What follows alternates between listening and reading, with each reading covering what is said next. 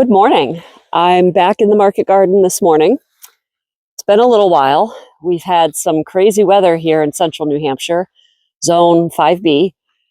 We've gone through, let's see, snow, rain, sleet, ice, warm temperatures, and then we had an Arctic cold blast, more snow, and then yesterday it was 50. And today it's in the mid 40s right now, and all of the snow is pretty much gone. A few piles here and there, but it's been crazy. But yesterday and today, great days to get outside and finish up the last bits of winter prep that we need to get done before winter sets in for real, and outdoor work just becomes a real pain. So today I thought I would get into the market garden and get these weed barriers, these weed cloths up that I had used to plant lettuce. These are woven row cover that, actually I have one right here. Woven row cover that have these holes burned into them with regular spacing. I forget what the actual spacing is, but it's 4 rows across, and then I think like 8 inches on center down 4 rows. But I use those for planting Salanova lettuce and head lettuce sometimes. Really helps keep the weeds down, and I can reuse them year after year, and saves me a lot of time. But anyway, they need to come up and spend the winter in the barn so that I can reuse them year after year. If you leave them out, they will eventually deteriorate a lot faster. So I'm going to try to get those all up. There are a few individual row tarps that are still in place that I need to fold up and put away. And then I need to get all of the rock bags, sandbags filled with rocks, pulled up and put to the side so that if we do decide to tarp the rest of the garden, or we have time to tarp the rest of the garden, which is a 2-person job at a minimum, then the rock bags are already off of the garden and we don't have to spend time doing that. That's my goal for today. All the plant material I'm going to put into the new compost bin, which I will show you in a minute. And yeah, it's good to be back outside working.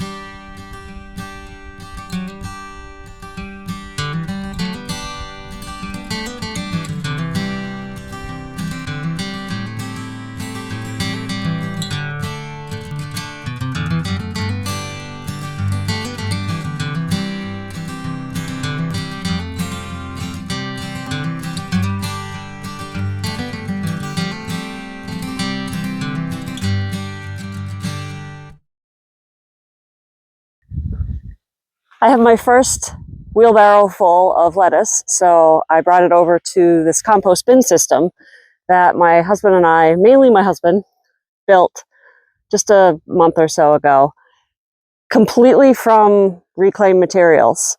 We didn't really buy anything, I don't think. No, actually, my husband bought 2 pieces of like a 2x2 in order to make these slots for the front of this. But other than that, it's all reclaimed pallets. And then these boards are leftover materials from the construction of our barn. This is tongue and groove planking that was used to cover our barn. And we have a lot of it up in the loft of our barn, so why not use it? And then I had some old chicken wire lying around. I don't use chicken wire anymore for, obviously not for chickens, because it doesn't do anything for chickens other than keep them in. Doesn't keep predators out. Tip for chicken owners. So I had a bunch of old beat up rolls of chicken wire. So I lined each bay with chicken wire so that the materials wouldn't fall out necessarily through the slats of the pallets. As things break down, obviously some of the compost is going to go through that, but that's okay. We'll just shovel it up and throw it back in.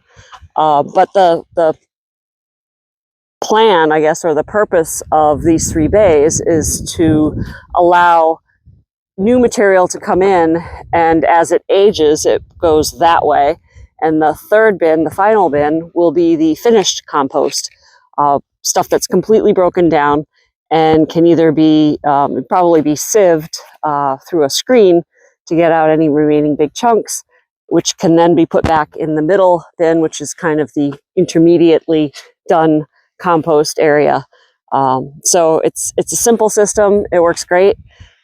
These slats fit into channels that we made by putting a 1 by, I think it's a 1 by, maybe a 2 by 2 behind here, and then a plank on the front. So it creates a channel here that these can slide into, and did that all the way down. And so then you can use any plank. It doesn't have to be tongue and groove, but any old material that you have lying around.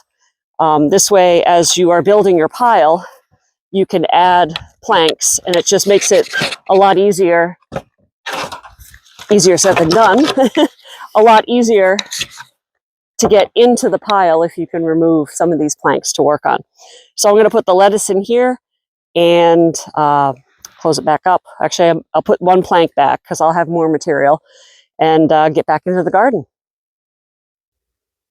Here's a close-up view of the channels that we built in order for these planks to be able to slide in.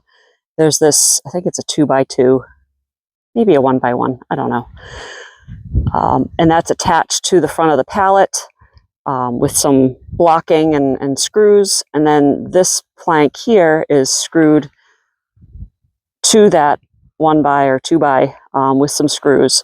And it leaves these channels that you can then fit boards in and hold them securely so the compost doesn't fall out or bulge out, but still allow you to remove them. It's a great idea.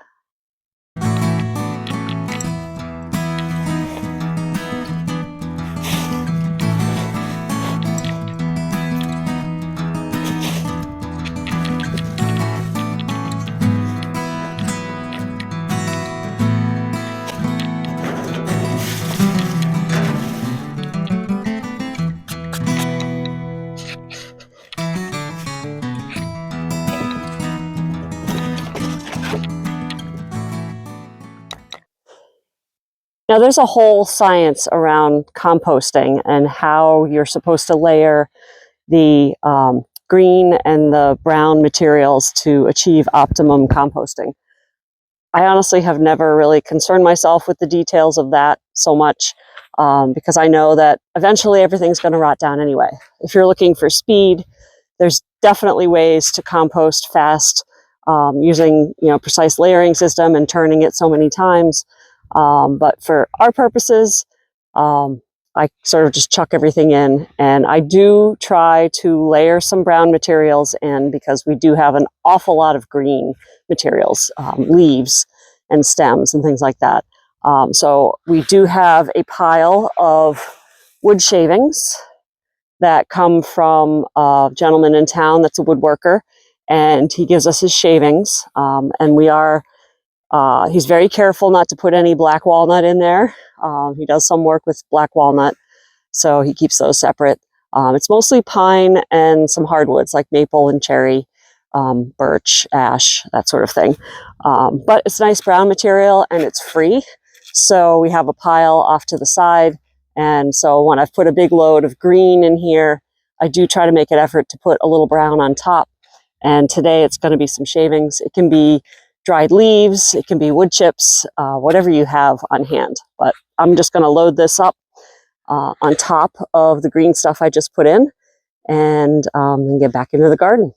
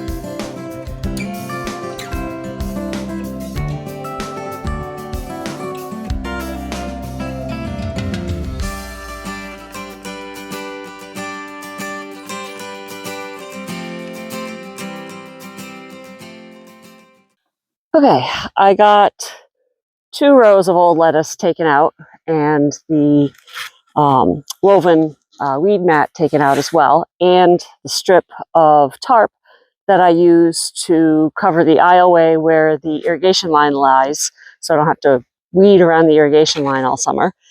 And I'm going to work on the final row of lettuce, but just noticed that this single aisle tarp here overlaps that weed mat. So I'm gonna take all these bags off and roll up this single row tarp before I tackle the lettuce, so I'm not wrestling with pulling the weed mat out from underneath the tarp. Whew, it's getting warm out here. All right, let's get going.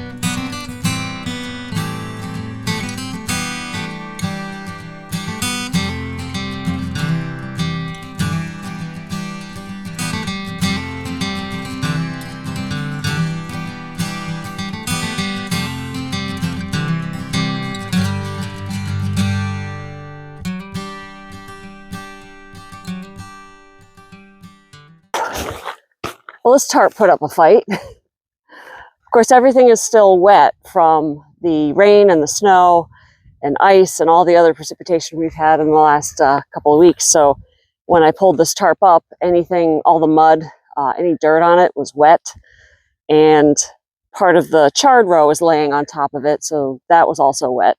So this has got a lot of mud in it. So I'm going to drag this off to the side and leave it upright like this so that the water can drain, and hopefully it'll dry out a little bit, and then I can shake it and get some of the mud out before I drag it over to where we store our tarps.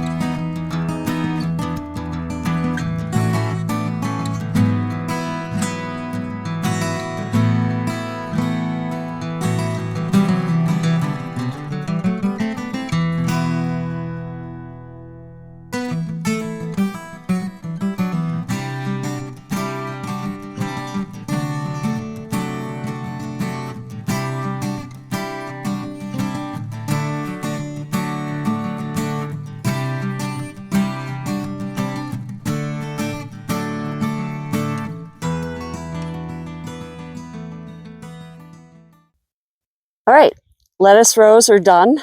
I've got all the tarps pulled out, or the weed mat pulled out. Oh, and here's Suzie. Hello, Miss Suzie.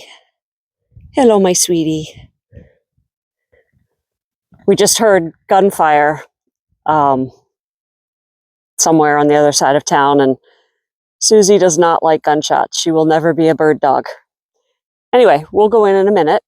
I finished the lettuce rows. I'm going to dump this wheelbarrow into the compost bin and then go in for a bit of lunch, and then come back out and work on a few more rows.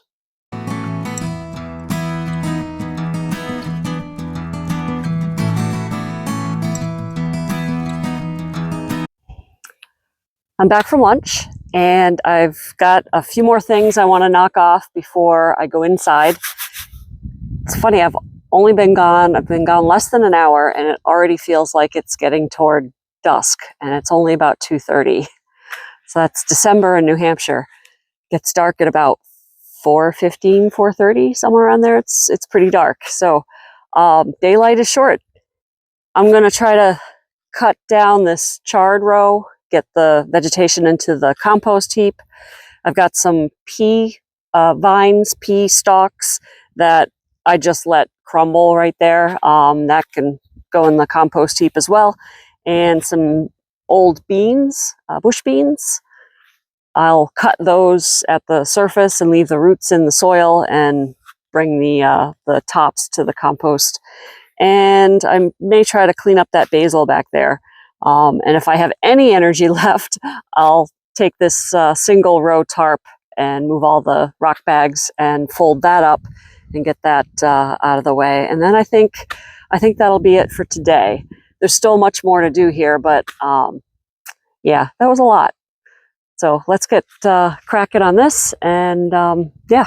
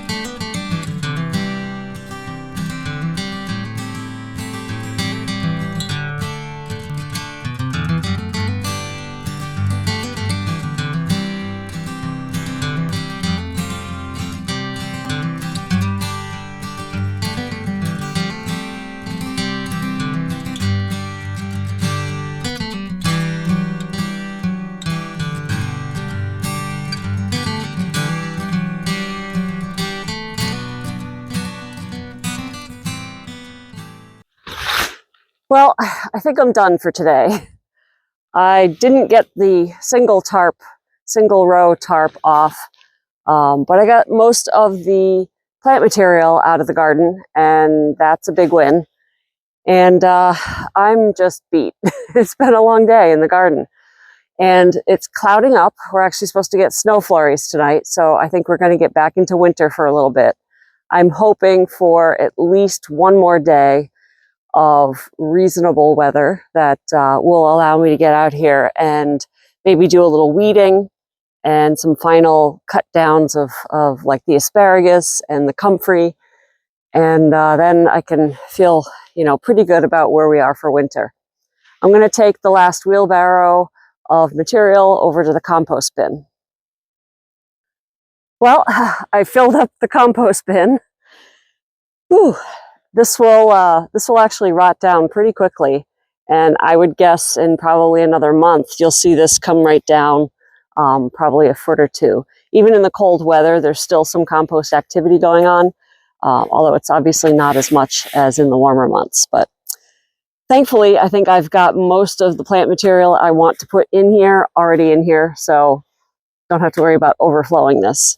I'm going to put this board back on.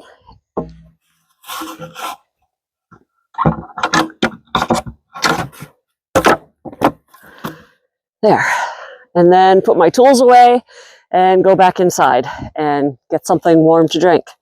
Thanks for joining me, and I'll see you next time on the farm. Bye.